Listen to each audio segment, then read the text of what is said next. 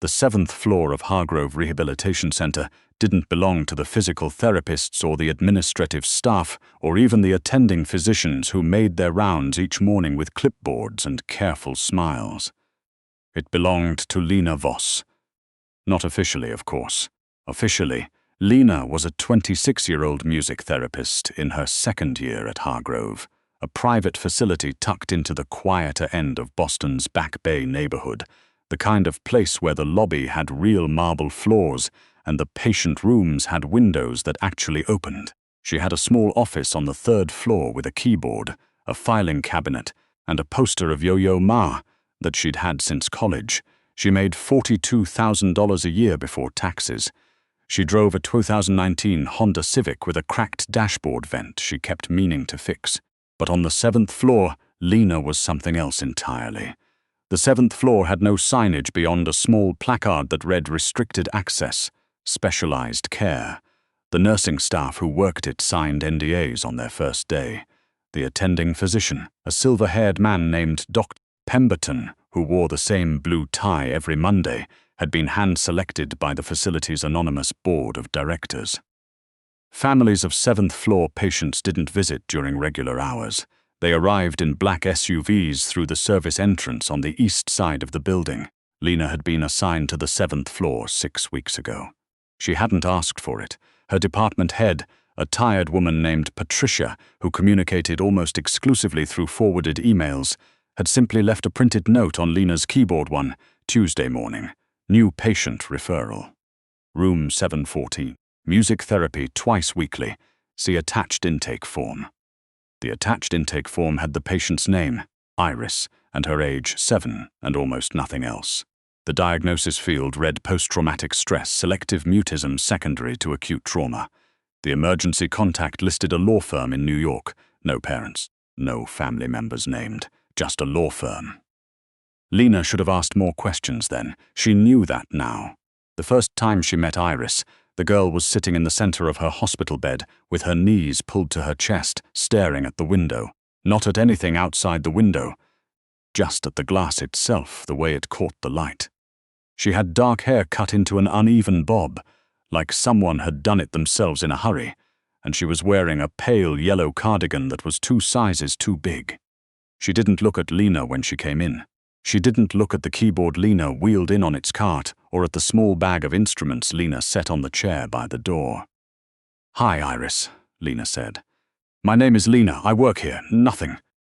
I'm not a doctor," Lena added, because she'd learned that sometimes it helped to say that first. "I'm a music therapist.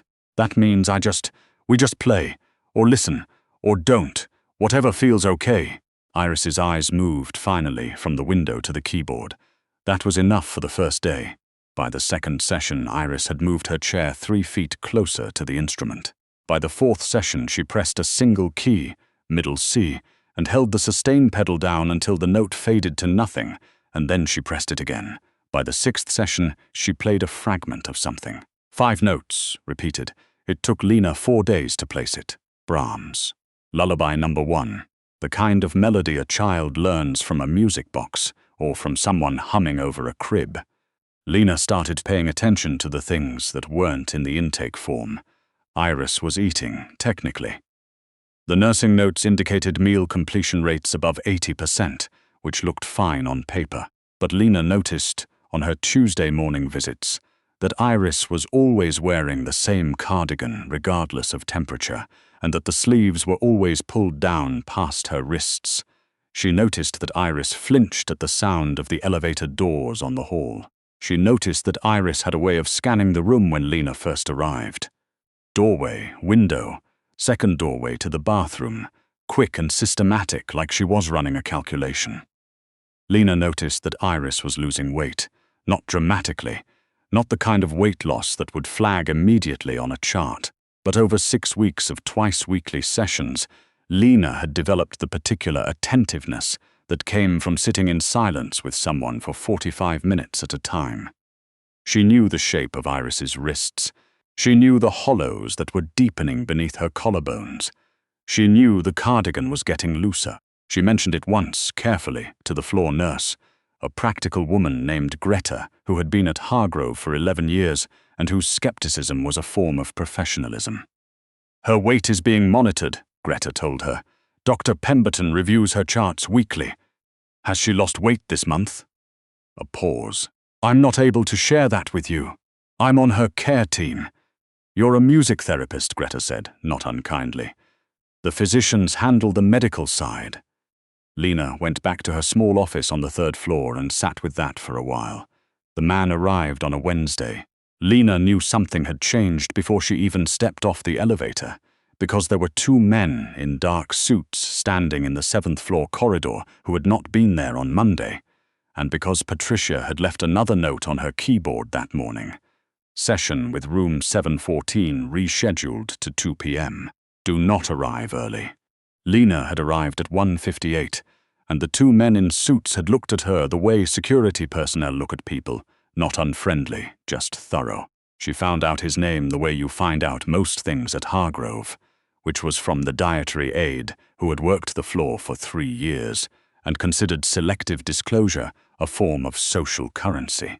"Corbin Slate," the aide said, refilling the coffee machine in the 7th floor break room while Lena pretended to check her phone. "You know who that is?" Lena didn't. "Construction, real estate, the kind of real estate where you don't ask where the money came from." The aide glanced at the door. "He's got his hands in half the city contracts in Boston, maybe more. And Iris is his daughter," the aide shrugged. "Granddaughter. From what I heard, the mother's not in the picture anymore. Car accident maybe 8 months ago. 8 months. Iris had lost her mother 8 months ago. She was 7 years old and she had not spoken since, and she played Brahms' lullabies on a hospital keyboard, and nobody had named a single family member on her intake form except a law firm in New York." Lena went back to her keyboard and played through what she knew. She met Corbin Slate that afternoon in the corridor outside room 714. He was taller than she'd expected, and older, mid-60s maybe, with the careful posture of a man who had spent decades making other people feel small by standing straighter than them. He had grey at his temples and a jawline that had probably once been called handsome. He was looking at his phone when she came off the elevator, and he didn't look up immediately. When he did, his expression went through something she'd later described to herself as a rapid assessment. The keyboard cart, her ID badge, her age. "You're the music therapist," he said. "Lena Voss. Yes, she actually responds to that." There was no warmth in it, no cruelty either. Just the flat pragmatism of a man asking whether an investment was yielding returns. "She plays," Lena said. "That's a form of communication for her right now." Something shifted in his face. Not softened, more like cracked, just slightly, along a line he was working hard to keep sealed. "She used to play piano," he said, before. He didn't explain before, he didn't need to. "I know," Lena said. "I could tell." He looked at her for a moment longer than was comfortable, then nodded once and stepped aside to let her into the room. The next Tuesday, Iris played the Brahms fragment again. And then, for the first time, 4 additional notes. Tentative, like testing ice. Lena kept her hands in her lap and didn't react, because she'd learned that Iris tracked reactions the way other children tracked weather, with nervous precision. But later, walking to a car in the parking garage, Lena turned the melody over in her head and felt the first cold edge of something wrong. The additional 4 notes weren't from the Brahms. They were a descending pattern she recognized from nowhere in particular, until she hummed it twice and placed it. It was the beginning of a nursery rhyme. Not a well-known one. An old one, German in origin, the kind of thing you'd find in a collection of folk songs rather than a standard repertoire. She'd only heard it once, in an ethnomusicology seminar her junior year. She spent the evening looking it up. The song was called Schlaf, Klein's Kind, Sleep, Little Child. The lyrics were about a child waiting in a dark room for someone to come home. In the original folk version, the person never came. Lena put her laptop down and sat with the silence of her apartment for a long time. She went back to Hargrove the next morning, not her scheduled day, and asked to review the publicly available portions of Iris's care log, the ones accessible to all members of the treatment team.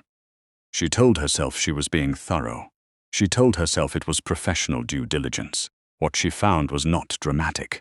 It was worse than that. It was subtle. Iris's caloric intake record showed consistent completion, 80 to 90% at every meal.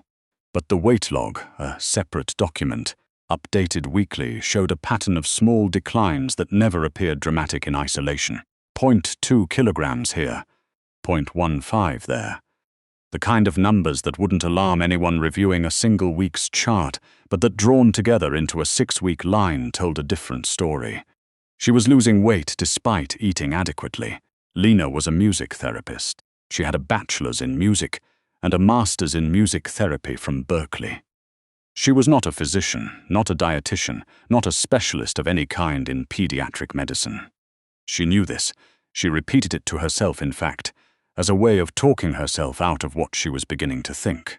But she had spent 2 years before graduate school as a medical transcriptionist, typing up physician notes and lab reports and dietary analyses, and she had read enough of those documents to understand that what she was looking at did not add up. If a child was eating 80% of her meals, she should not be losing weight at this rate. Either the intake records were wrong, or something was interfering with absorption, or she stopped that thought. Wrote down the numbers, put the paper in her bag. She told herself she'd bring it to Patricia. She drafted the email twice and deleted it both times. Because she didn't know how to write, "I think something is wrong with a patient who is the granddaughter of one of the most powerful private contractors in the city," without sounding like she'd lost her professional footing entirely. She went to the 7th floor instead, at 6:15 on a Thursday evening, when the shift change created a 15-minute window of loosened attention.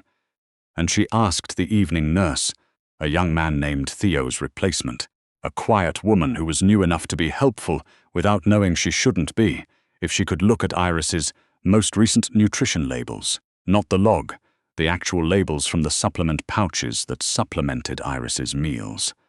The nurse hesitated. "I'm trying to calibrate the sensory component of our sessions," Lena said, which was true enough. "Some supplements affect concentration and affect regulation. It helps to know what she's receiving."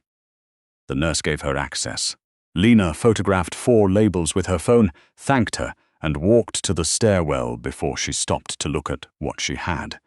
The pouches were labeled correctly.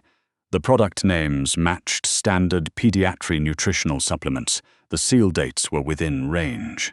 But the lot numbers, 6-digit codes that corresponded to production batches, didn't match any registered lot in the manufacturer's current recall database, which Lena pulled up on her phone, standing in the stairwell with her back against the cold wall. She checked twice, 3 times. She was not misreading this. The lot numbers didn't exist. Whatever was in those pouches had not been produced by the company whose name was on the label. Lena's hands were steady. She noticed that as a separate fact, the way you notice things when your brain has shifted into a register you didn't know it had. Her hands were steady and her breathing was controlled, and she was thinking very clearly, which meant she was also scared in a way that had bypassed the part of her that would normally have shown it. She photographed the lot numbers again. She texted the photos to her own email. She put her phone in her pocket. She thought about Greta, telling her the physicians handle the medical side, and she thought about Doc Pemberton and his blue tie and his hand-selected appointment. And she thought about a law firm in New York, listed as the only emergency contact for a 7-year-old girl. Then she thought about Corbin Slate, standing in the hallway with his phone and his careful posture, and the crack in his face when she mentioned that Iris could play. She made a decision. She called him at 8 that evening. She'd gotten the number from the facility directory. He was listed as Iris's emergency contact under a secondary entry she hadn't noticed before, added 3 weeks after admission. The phone rang 4 times. She thought it would go to voicemail. Voss. His voice was flat. He'd saved her number, which meant he'd looked her up. "Mr. Slate," she kept her voice even, "I need to speak with you about Iris, not as a therapist, as someone who noticed something." A long pause. What kind of something?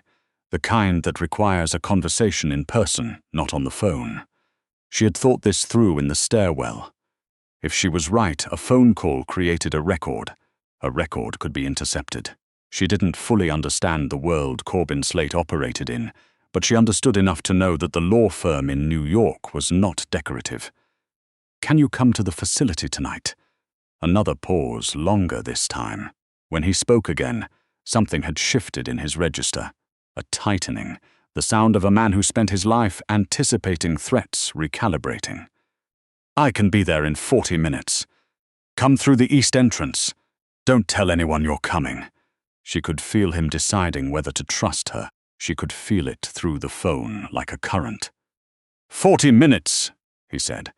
She met him in the family consultation room on the 3rd floor, which she'd accessed with her regular keycard.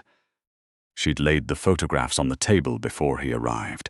When he walked in, he looked at her first, then at the table. He sat down. She walked him through it without editorializing. The weight trend, the caloric discrepancy, the lot numbers. She set her phone on the table with the manufacturer's database open, the search results for the lot numbers returning nothing. She told him she was not a physician and that she could be wrong. She said it twice. He didn't say anything for a long time. He was looking at the photographs with the expression of a man doing very rapid arithmetic in his head, the kind that had nothing to do with numbers. "Who else knows you have these?" he said finally.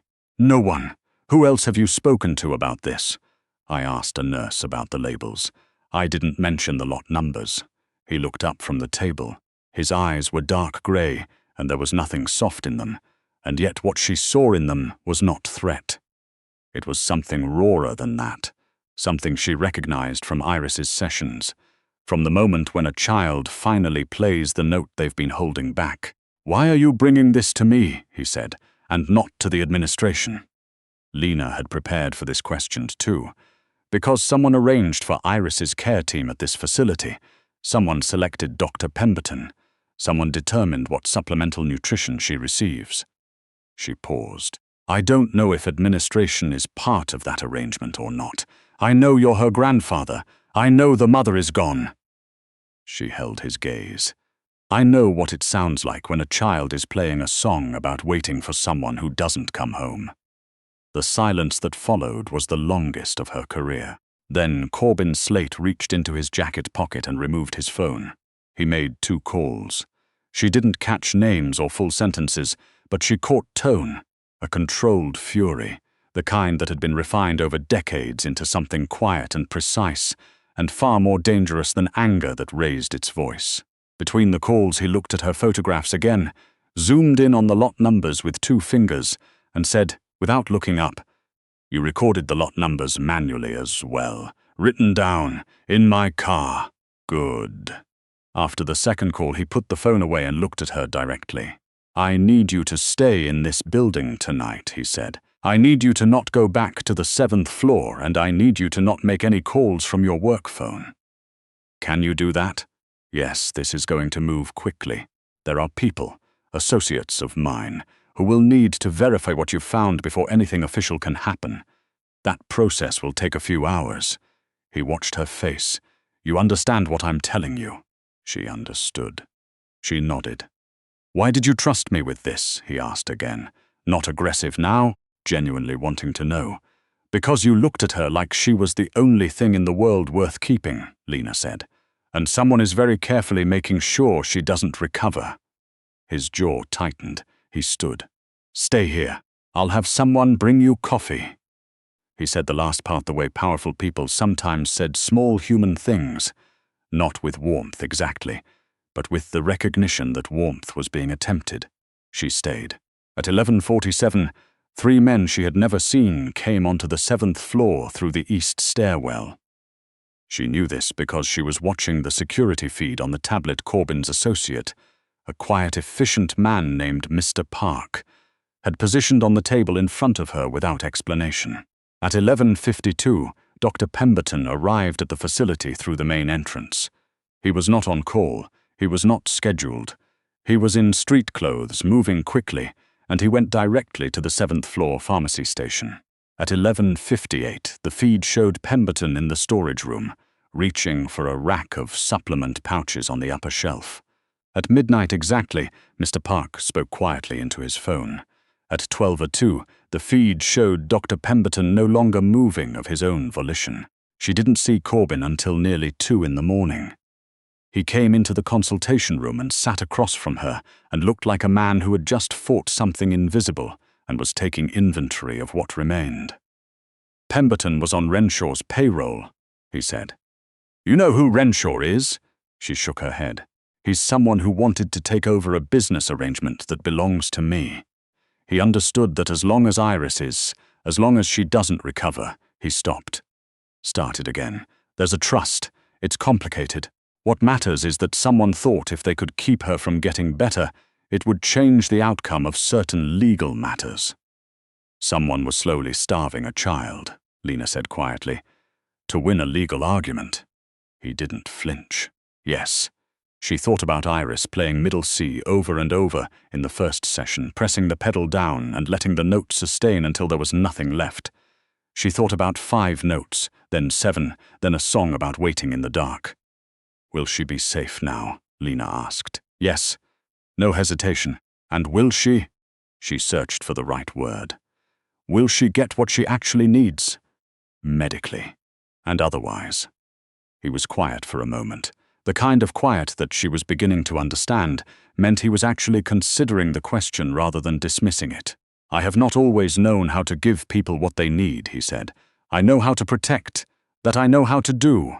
He paused. What she needs, what the music is doing. I didn't understand that before tonight. I understand it now. She believed him. She wasn't entirely sure why. I'll need to bring this to authorities eventually, she said. The supplements, the records, everything I documented. That can't just disappear. It won't. He met her eyes. My attorney will contact you tomorrow. Everything goes through the proper channels. I don't have an interest in burying this. I have an interest in the person who ordered it being held accountable. His voice dropped half a register. Very thoroughly accountable. She decided not to ask what that meant specifically. They sat for a moment in the strange, suspended quiet of 2 a.m. in an empty consultation room. The kind of quiet that follows something that hasn't finished becoming what it will eventually be. You could have gone to the administration, he said, almost to himself. Or the press. People in your position find interesting options in situations like this. I'm a music therapist, Lena said. Iris is my patient. That's the only interesting option. He looked at her for a long moment. Something in the set of his face changed, not cracked this time, not split along a fault line. More like a door opened deliberately by someone who had chosen to open it. I'd like to speak with you again, he said. About Iris, about what you see when you work with her, about what she needs going forward. He paused. If that's something you would consider. The fluorescent light in the consultation room hummed softly. Somewhere in the building, an elevator moved between floors. I have a session with her Thursday at 2, Lena said. You can observe. If she's comfortable with it, and if she is, then we'll figure out the rest from there. He nodded once, the same nod she'd seen in the hallway on their first meeting, but carrying something different now, weight she hadn't been there to see accumulate. She drove home at 2:40 in the morning through empty Boston streets. The city quiet in the way it only got in that narrow window between last call and first light. She had the windows cracked despite the cold, and she ran through the melody in her head. The Brahms, the nursery rhyme, the 5 notes that had become 7, that had become a song. She thought about Iris's hands on the keys. Careful, then less careful, then beginning, just beginning, to trust the sound they were making. Some things, Lena had learned, told you they were broken in the only language they still had. You just had to be quiet enough, and patient enough, and paying enough attention to hear it. She heard it. That was the whole story, and also she suspected only the beginning of it.